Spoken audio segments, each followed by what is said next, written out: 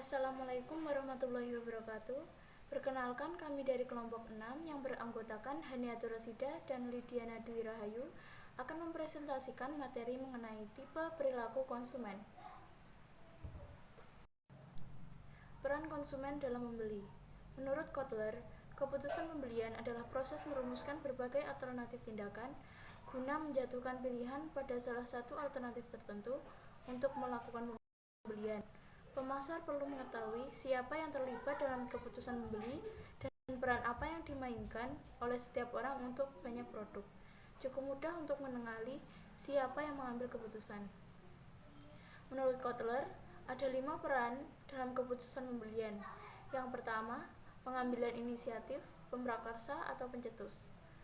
Seorang yang pertama kali mengusulkan gagasan untuk membeli suatu produk jasa. Yang kedua, pemberi pengaruh. Seseorang yang pandangan atau nasihatnya memberi bobot dalam mengambil keputusan akhir. Yang ketiga, pengambilan keputusan. Orang ini sangat mencantumkan sebagai keseluruhan keputusan pembelian, apakah membeli, apa yang akan dibeli, kapan, dan dengan cara bagaimana dan di mana. Keempat, pembelian atau buyer. Orang yang melakukan pembelian aktual atau nyata. Yang kelima, pemakaian atau user. Seseorang atau beberapa orang yang memakai atau mengkonsumsi produk jasa. Selanjutnya, tipe-tipe perilaku konsumen.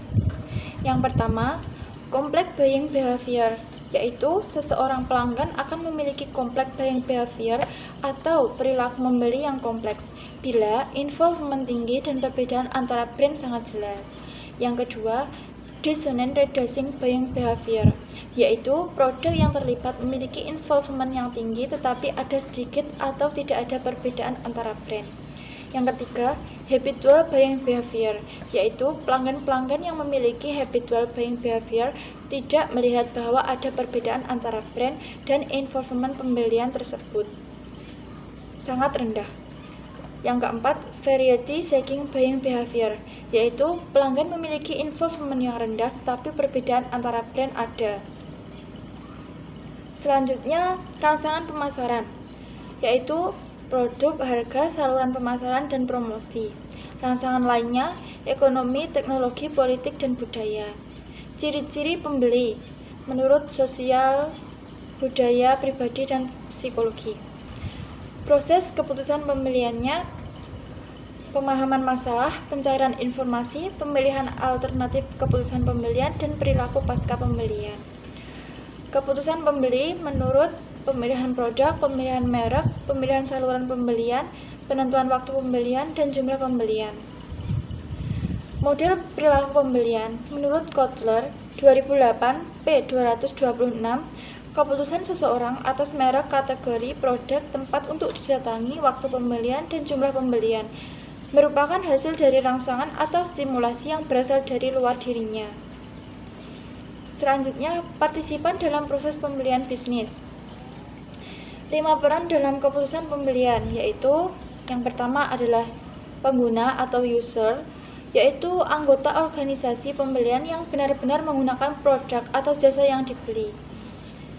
Selanjutnya, orang yang mempengaruhi atau influencer, yaitu orang-orang yang di dalam pusat pembelian organisasi yang mempengaruhi keputusan pembelian. Yang ketiga adalah buyers, yaitu orang-orang di dalam pusat pembelian organisasi yang melakukan pembelian sesungguhnya. Yang keempat, pengambilan keputusan atau deciders adalah orang-orang yang di dalam pusat pembelian organisasi yang mempunyai kekuatan resmi atau tidak resmi untuk memilih atau menyetujui pemasok akhir.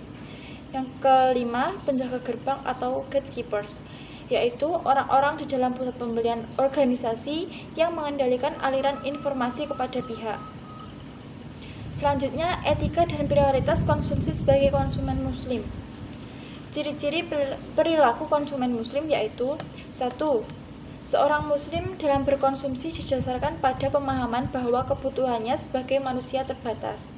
Yang kedua, suatu tingkat keputusan tidak hanya ditentukan oleh jumlah 1 atau 2 pilihan, namun suatu tingkat kepuasan ditentukan oleh kemaslahatan yang dihasilkan.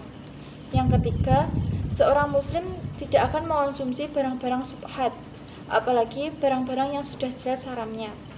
Yang keempat, seorang muslim tidak akan membelanjakan hartanya secara berlebihan dan tidak akan membeli barang-barang di luar jangkauan penghasilannya. Yang kelima, sebagai seorang muslim akan mencapai tingkat kepuasan tergantung kepada rasa syukurnya. Selanjutnya adalah etika dan prioritas konsumsi sebagai konsumen muslim. Etika konsumsi dalam Islam yaitu 1. Jenis barang yang dikonsumsi adalah baik dan halal atau barang yang halalan thayyiban. Yang kedua, kuantitas barang yang dikonsumsi tidak berlebihan. Yang ketiga, kemanfaatan atau kegunaan barang yang dikonsumsi tidak berlebihan. Itu tadi presentasi dari kelompok 6. Apabila ada kurang lebihnya kami mohon maaf. Wassalamualaikum warahmatullahi wabarakatuh.